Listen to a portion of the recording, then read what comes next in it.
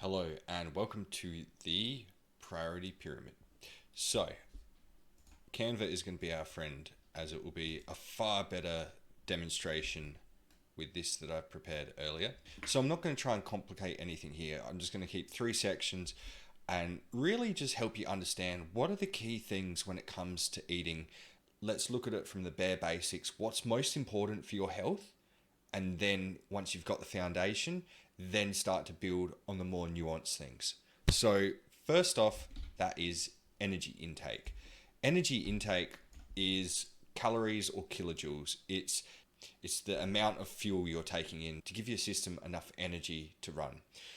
So we can think of that as calories or kcals as it's commonly referred to, or kilojoules. So this is going to be comprised of all three macronutrients: protein, fats, carbs. All right, so let's think about it this way. Protein has 4 calories per gram. Carbs have 4 calories per gram. And fats have 9 calories per gram. So this is why people demonized fat, because they're like, oh, well, people demonize fat because it's easier to eat more of it because it contains more energy. The thing is, fat does not make you fat. Overeating your energy intake does. So with that being said, now you know that. It's not essential, but it should be included in a course. Protein, fats, carbs. Calories, kilojoules. I still prefer calories because it's just a lot easier to work with than kilojoules. But essentially, there's 4 kilojoules to each calorie. When it comes to energy intake, so let's say for me, if I'm eating less than about 2,600 calories per day, then I'm going to be experiencing fatigue, feeling weak, feeling just not at 100%. There's not an abundance of energy. Now, that's not the case for a lot of people, but for me, that is. For a lot of people, they're going to be fine eating between 1,800 and 2,800 calories. Men typically require more because of mass, and you can work out what your calorie requirement is per day with a link that I'll drop below in this, because I don't think everyone needs to do calorie tracking and all that, but you should have an idea of what your daily maintenance is and how close you're actually eating to that. Because here's the thing, if you've never tracked what you're eating, you might think it's way less or way more than what it actually is. And if you're under eating, which many people actually do, that can be taking away from your well-being and your health. Conversely, if you're overeating, your body would probably reflect that. So it can be worthwhile looking at what is your daily intake requirements, getting a calorie tracker, and let's just say for 3 days, tracking and weighing what you eat and going, okay, that's actually how much I'm consuming, because it can give you a really good insight to this. Let's call this daily energy requirement. And you know what? Let's do that right now. Pause this video, click the link below, and find out what your daily requirement is. Okay, so I'm just going to walk through how to do it. So let's say me, 34, 180, yep, 83, yeah, it's probably about right. Okay, and so there we go, 2,600 calories a day is what it estimates. Now, obviously, this is an estimation, and if I'm more active, there's various things that can throw this out, but that gives you a pretty good ballpark. A more accurate way could be to wear a fitness tracker and then see what that is consistently saying. But even they aren't 100% accurate. So it's not a precise science. So we're still making estimations. But working that out is going to give you a far better accuracy than not looking at it at all. So with your daily energy requirement, that is something that you should aim to meet every day. This is going to be your baseline that sustains your overall health and well-being and your body composition. When you exceed your daily energy requirement, a surplus, this is what people do when they're bulking, that is when you gain mass.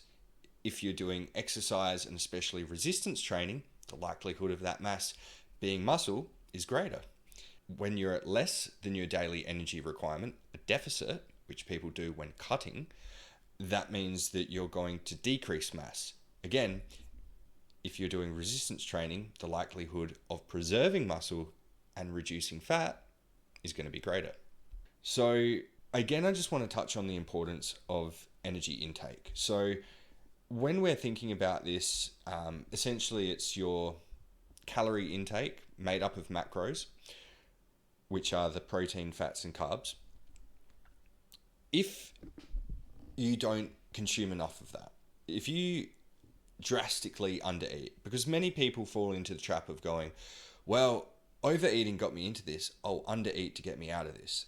And that can be a really bad trap, because the raw energy intake is what can create neurotransmitters, energy, and many important systems of the body that require that. So if you underdo it, it can really leave you in a bad place.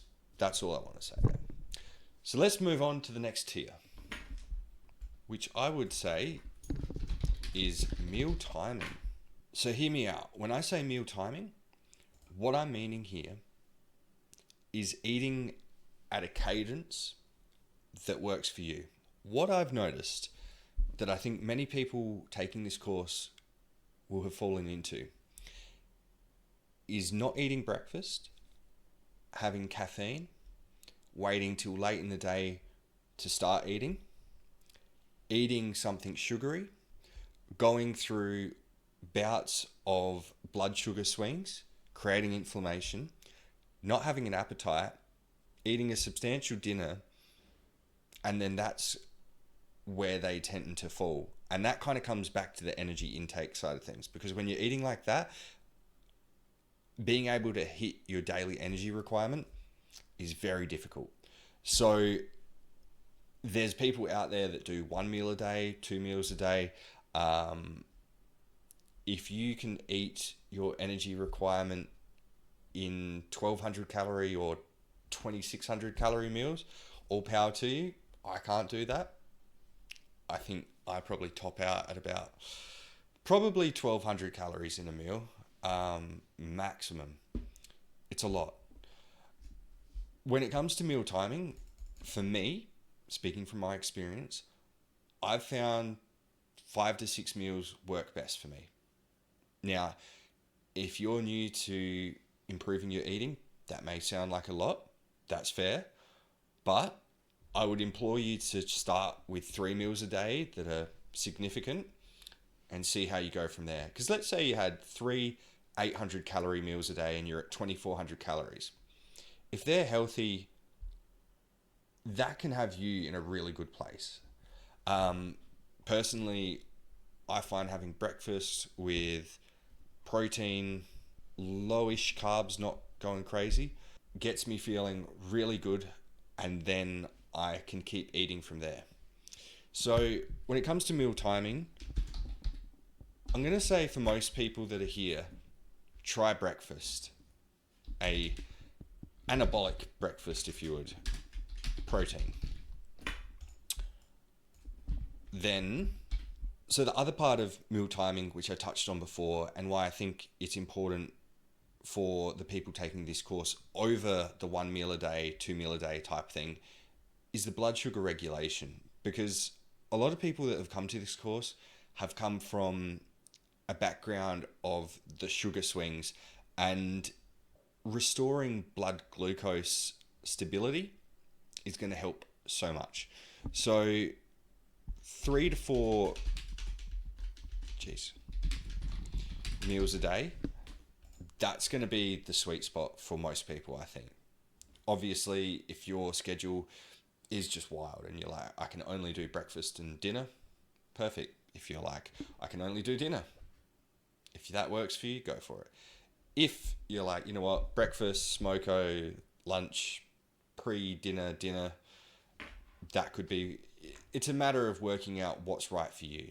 But for most people, 3 to 4 meals a day would be optimal. And finally, macronutrients and micronutrients. So while energy intake is made up of macronutrients, that's not our focus there. In that point, we're just trying to hit daily energy requirement. We're not worried whether it comes from fat, protein, or carbs.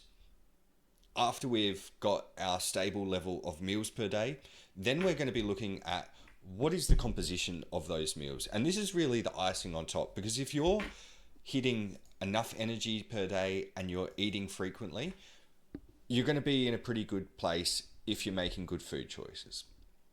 At that point, you can really start to refine things. And at this point, we can start to look at, are you eating enough protein for recovery? Are you eating enough fat for hormone production, good fats? And is your carbs relevant to the amount of energy you're outputting, how much exercise and movement you're doing? You don't have to become over obsessive with this. Like in the past, I've literally just tracked protein roughly, thinking, okay, am I getting enough? And I think a lot of people that don't pay attention to this aren't getting enough. For me, I found if I was eating 100 grams of protein, that was enough to put muscle on. Later on, I upped that, and yes, that was better. But even still, you don't have to go crazy, track every calorie, weigh every gram. I do that personally because I like to be precise and obsessive, and I've noticed if I don't, I undereat, and that it's far easier for me to weigh it and eat enough than not. So when it comes to macronutrients and micronutrients, let's just bust that apart so you understand what that is in really simple terms. So as explained before, we have protein, fat, carbs. Then we have minerals and vitamins. So protein, most important of this section to be focused on. If you're coming under the amount of protein you need per day, you may feel sore, you may feel like you're not recovering. It can impact your cognition. It can have so many factors. So that's definitely something to look for. I think in terms of fat, I think most of us overdo unhealthy fats and underdo healthy fats. With the amount of food that we can access, fast food, that tends to be higher in saturated fat. That really saturated fat is the problem, and going excessive with it while also having carbs high. Because essentially the combination of high carb and high fat means that your blood sugar spikes and then it stays elevated, constantly releasing insulin, causing inflammation. Inflammation, as you'll find throughout this course, is what we want to avoid. So I don't want to confuse you. I'm just going to show you some examples of what vitamins and what minerals there are. Vitamins A, D, E, A, C, D, E, K, and B vitamins. So each of these vitamins you're probably familiar with, maybe less so on the E and K side. But basically, when you're eating whole food sources, you're probably going to get enough of these vitamins. It's when we are eating really processed food that the micronutrients avoid.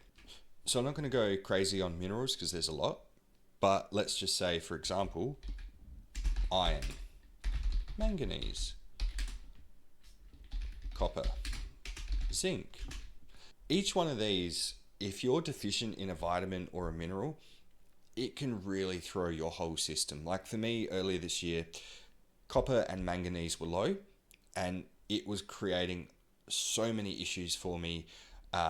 Tightness in the body, like a nervous system dysregulation, not being able to exercise, and that was a hell to be in.